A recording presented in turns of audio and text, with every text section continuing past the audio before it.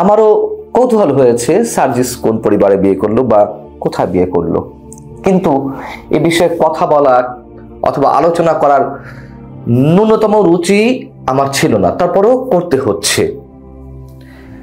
সার্জিস যেখানে বিয়ে করেছে সেই পরিবার সম্পর্কে কি জানা গেল, অথবা সেই মেয়ে সম্পর্কে কি জানা গেল? সার্জিসের যিনি শ্বশুর তিনি বিএনপির রাজনীতি করেন, তিনি হাইকোর্টের ডেপুটি অ্যাটর্নি জেনারেল, তার মেয়ে খুবই ধর্মভীরু, মানে সার্জিসের যিনি নবপরিণতা স্ত্রী খুবই ধর্মভীরু, তিনি নিকাব পরেন। তার বিয়ের একটি ছবি ভাইরাল হয়েছে যেখানে শুধুমাত্র চোখ দেখা যাচ্ছে, আর কিছু দেখা যাচ্ছে না। এবং যতটুকু জানতে পেরেছি হোম স্কুলিং এর মাধ্যমে তার পড়াশোনাটা হয়েছে, অর্থাৎ খুবই ধর্মভীরু। এখন সমস্যাটা কোথায়? সার্জিস মহা অপরাধ করে ফেলেছে, অথবা এর ভিতরের রহস্যটা কি? সার্জিসের স্ত্রী তাহলে তালেবানি সংস্কৃতিতে চলে, তাই না?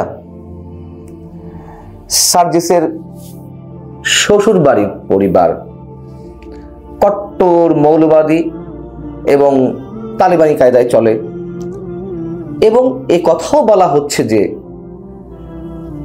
সার্জিসের বিয়ে কে ঘটিয়ে দিল, কার মাধ্যমে এই সম্পর্ক ঘটলো। যদি সেটেল ম্যারেজ হয়েই থাকে, বিএনপি পরিবারের সঙ্গে সার্জিসের আত্মীয়তা, তার মধ্যে রাজনৈতিক গুরু রহস্যটা কি? বিষয়টা হচ্ছে যে এগুলোর মধ্য দিয়ে আমাদের নিম্ন রুচির পরিচয় আমরা নিজেরা দিচ্ছি।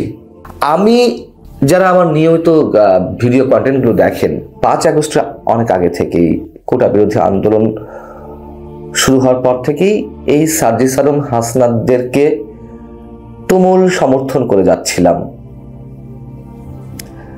কিন্তু 5 আগস্টের পর থেকে 8-10 দিন পর থেকে ঠিক একইভাবে যতটা তাদেরকে সমর্থন করছিলাম 5 আগস্ট পর্যন্ত, পরবর্তীতে তার দ্বিগুণ, 3 গুণ, বহুগুণ সমালোচনা আমি তাদের করছি।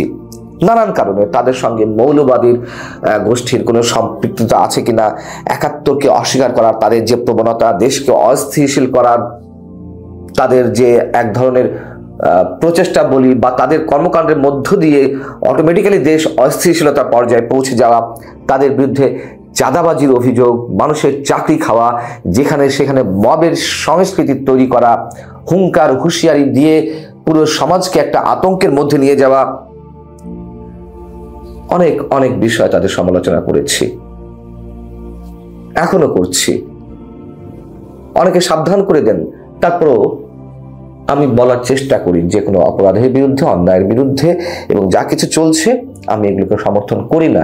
কিন্তু একটা মানুষের সবকিছু নিয়ে আমাদেরকে আলোচনা করতে হবে। একটা মানুষের পারিবারিক জীবন, ব্যক্তি জীবন, সবকিছু নিয়ে আমাদেরকে আলোচনা করতে হবে। আমাদের রুচি, আমাদের সংস্কৃতি এতটা নিচে নেমে গেছে। সেই মেয়ে কাউকে চেহারা দেখায় না, নিকাব পরে চলে, কি হয়েছে সমস্যা? তাতে তার পরিবার তালিবানি সংস্কৃতির মধ্যে চলে গেল। হ্যাঁ, যদি প্রমাণ যদি মেলে, তথ্য প্রমাণ চলে আসে বা এর মধ্যে উদ্ঘাটন হয়েছে, এগুলো নিয়ে আমরা প্রশ্ন তুলতেই পারি। কিন্তু আমরা যদি পোশাকের স্বাধীনতার পক্ষে কথা বলে থাকি, কে কেমন পোশাক পরবে, ন্যূনতম স্বাধীনতার সঙ্গে, এটি তার অভিরুচির বিষয়, তাহলে কে কেমন তার ব্যক্তি জীবনে বোরকা পরবে, হিজাব পরবে, নিকাব পরবে, এটাও তো তার স্বাধীনতার বিষয়। আমরা স্বল্প পোশাকের পক্ষে কথা বলে নিজেদের উদারতার পরিচয় দিব, আর কেউ আবৃত অবস্থায় চলাফেরা করলে সেটার বিপক্ষে কথা বলবো, সেটা নিয়ে খুঁচাবো, সেটি নিয়ে আমরা অন্যরকম মিন করার চেষ্টা করব, মিনিং দাঁড় করানোর চেষ্টা করব। এটা কোন ধরনের পরিচয়? এবং এই যে বিএনপি পরিবারে সার্জিস বিয়ে করেছে, বলার চেষ্টা করা হচ্ছে তার মানে এই আন্দোলন 5 আগস্ট যে গণ অভ্যুত্থান, তার সাথে বিএনপির সম্পৃক্ততা ছিল, অনেক আগে থেকেই বিএনপি নেতারা এই সার্জিস আলমদের সঙ্গে ঘনিষ্ঠতা করে তাদেরকে পথে নামিয়েছে। বিএনপি তো ওপেন বলছে, হ্যাঁ আমরা কিছুটা পরিচয় গোপন করে, রাজনৈতিক পরিচয় গোপন করে আমাদের ছেলেদেরকে, আমাদের নানান পর্যায়ের নেতা কর্মীদেরকে আমরা এই আন্দোলনের সঙ্গে সম্পৃক্ত করেছিলাম। তো অপরাধ কি? আওয়ামী লীগ হলে কি করতো? এই আন্দোলনকে ব্যবহার করতো না? এখন বিষয় হচ্ছে যে যদি মৌলবাদী রাজনীতির কথা আসে, আওয়ামী লীগের সাবেক মন্ত্রী, যুবলীগের সাবেক সাধারণ সম্পাদক মির্জা আজম আওয়ামী লীগের তো অনেক বড় পোস্টে ছিলেন, অনেক বড় নেতা ছিলেন, তিনি সম্ভবত সাংগঠনিক সম্পাদক হয়েছিলেন। আমরা কি শায়খ আব্দুর রহমানের কথা ভুলে গেছি? শায়খ আব্দুর রহমান মির্জা আজমের বোনের হাজবেন্ড, জেএমবি নেতা ছিলেন, যার ফাঁসি হয়েছে কথিত বাংলা ভাই মানে তার সঙ্গে। তো শায়খ আব্দুর রহমানের সাথে মির্জা আজমের বোনের বিয়ে হয়েছিল, তার জন্য কি আমরা মির্জা আজমকে জঙ্গি বানিয়ে দিয়েছিলাম? অথবা আওয়ামী লীগের রাজনীতি থেকে মির্জা আজমকে বহিষ্কার করা হয়েছিল? সেটি তো একেবারে প্রমাণিত সত্য যে সেই পরিবারটি স্পষ্টভাবে তালিবানি সংস্কৃতি কায়েম করতে চেয়েছিল, জঙ্গিবাদ কায়েম করতে চেয়েছিল। সারা দেশে হামলা, খুন, বোমা হামলা সারা দেশে কিভাবে তা তো আমরা জানি। কিন্তু সার্জিসের এই বিষয়টি নিয়ে এত নিম্নরুচির সঙ্গে আলোচনা হবে, তালেবানি সংস্কৃতি বানিয়ে ফেলবো তাদের পরিবারকে। কথা হচ্ছে যে কেন এত কথা বলছি এই কারণে যে মানুষের ব্যক্তি জীবনগুলো হেল করে তো লাভ নেই। প্রত্যেকেরই পেশাগত জীবনের পরিচয় থাকে, রাজনৈতিক জীবনের পরিচয় থাকে, ব্যক্তি জীবনটা একেবারে তার নিজের। এবং ধর্মীয় পরিচয়টাও আমি মনে করি যে একেবারে ভিতরে, যদি কিনা সত্যি সত্যি তালিবানি কানেকশন, মৌলবাদী কানেকশন, জঙ্গিবাদী কানেকশন, এইগুলোর সঙ্গে আমরা খুবই স্পষ্টভাবে কিছু না জানি, এগুলো আমাদের রাজনৈতিক সংস্কৃতিকে নিচের দিকে নামিয়ে দিচ্ছে। তার চেয়ে বড় ভয়ঙ্কর হচ্ছে ওই পরিবারগুলো, ওই ব্যক্তি জীবনগুলো ট্রমাটাইজড হয়ে পড়ে। এরকম কর্মসূচি আওয়ামী লীগ দিচ্ছে, যারা দিচ্ছে তারা তো দেশের বাইরে। আওয়ামী লীগের সব এমপি মন্ত্রী দেশে আছে, 2-4টা ছাড়া সব দেশের বাইরে, বিদেশে বৈশা আছে।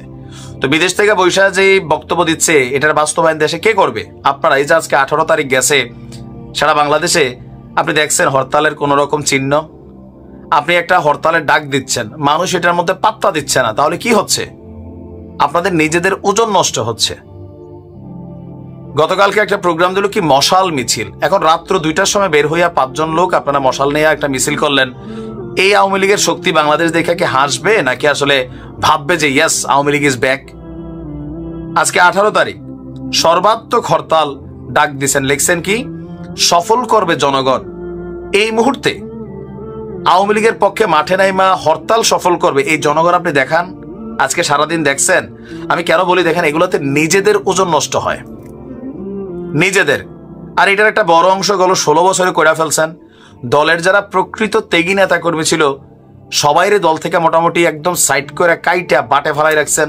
হাইব্রিড লুটেরা, বাটপার, চিটাররা দলের বিভিন্ন জায়গায় বসছিল। বসার পরে কি হয়েছে, ভিতরে ভিতরে দলের গোশ কাটছে। আর এখন আবার সেই দলীয় নেতা কর্মীদেরকে ডাক দিচ্ছেন, কিন্তু এই ডাকে যারা মাঠে নামতে যাবে রাইট নাও, যারা গ্রেপ্তার হচ্ছে, যারা বিভিন্ন জায়গায় হামলার শিকার হচ্ছে, মামলার শিকার হচ্ছে, তাদের পরিবারকে কি আপনারা খাওয়াবেন না? মানে দায়িত্ব নিবেন? রাজনীতিতে ফিরবেন, ফাইন, আপনাদের ধৈর্য থাকতে হবে। এত দ্রুত, এত তাড়াতাড়ি, মাত্র 6 মাস হয়েছে, বিভিন্ন কর্মকাণ্ডের জিনিস মানুষকে ভুলে গেছে, ভোলে নাই। এখন সরকারে যারা আছে তাদের সমালোচনা হচ্ছে, কিন্তু আপনাদের কর্মগুলো কিন্তু ভোলে নাই। অতি তাড়াহুড়া করতেছেন, একটু ধৈর্য ধরেন। বিএনপি জামাত ক্ষমতার বাইরে কত বছর ছিল? 16 বছর। কোনো কর্মকাণ্ড করতে পারছে? দিছেন মিনিমাম লেভেলে পারছে, মিনিমাম লেভেলে। জামাত তো পারেই নাই। তো সেইখানে আপনি ভাবতেছেন যে দেশের জনগণ আপনার সাথে আছে, দৌড় দিয়ে ঝাঁপাবে, লাফাবে। যদি এরকমই হইতো, 2-3টা প্রোগ্রাম কিন্তু দিয়ে ফেললেন। একজন মানুষ রাস্তায় নামছে দিনের আলোতে, আগে বিএনপির ওরকম হইতো 5 জন মানুষ একটা মিছিল করতো রাতের বেলা, দিনের বেলা ঝটিকা মিছিল, পুলিশের সাইরেন শুনে দৌড় দিয়ে ভাগতো, আমরা হাসতাম। এখন তো আপনাদের দেখে আমরা হাসছি। এমন কোনো কর্মকাণ্ড করেন না যেটাতে ওই যে পুরানা যেই ঘুটা আছে এটা আরো ঘাটাইয়া গন্ধ বের করেন না।